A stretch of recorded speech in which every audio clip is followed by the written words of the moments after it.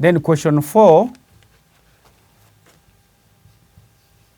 we have, the question reads, distinguish between hemolysis and plasmolysis. So we have hemolysis, and then we have plasmolysis. So these are two words that look similar, and yet they are very, very different. So these words are applied in a plant cell and an animal cell. The word hemolysis takes place, that is a process that takes place in the red blood cells, while plasmolysis takes place in the plant cell. So under hemolysis, we would say is a process. So this is a process. And under this process, red blood cells, the red blood cells take in water. Because they are semi-permeable, take in water. So they take in water by osmosis. By osmosis.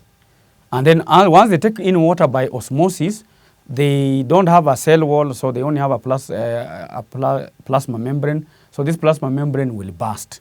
So the next thing that will happen to them, they normally burst.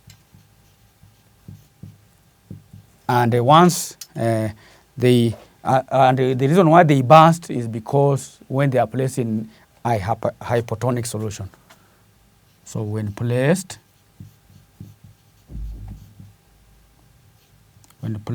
in hypotonic solution.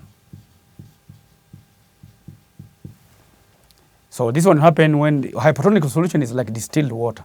So here the learner is expected to talk about the cell absorbing water through osmosis.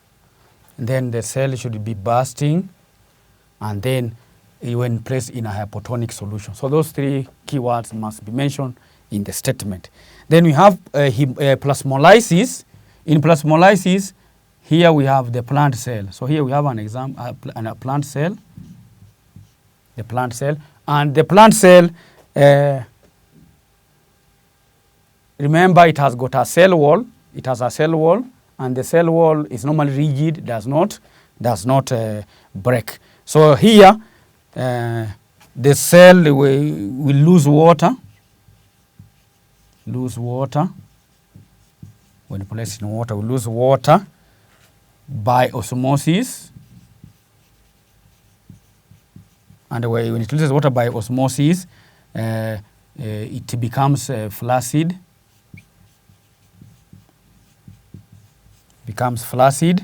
And then the next thing that happens, cell membrane detach. So it moves away, detach from cell wall.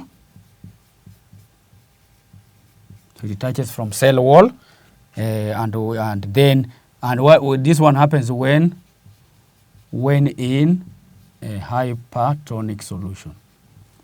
When it is in a hypertonic solution. So a hypertonic solution is one which is highly concentrated. So it will now lose water because there's a concentration gradient. So here the learner is supposed to talk of loss of water through osmosis. Then the cell becomes flaccid. Okay, the cell becomes flaccid. Then when placed in a hypertonic solution. So that is very, very important. Yes. Then this question was adopted from past paper 2010. So this process is one which is trying to expect the learner to be able to explain a given process. So the learner is to explain some given process. And then it also borders on the terms that are used in this particular topic.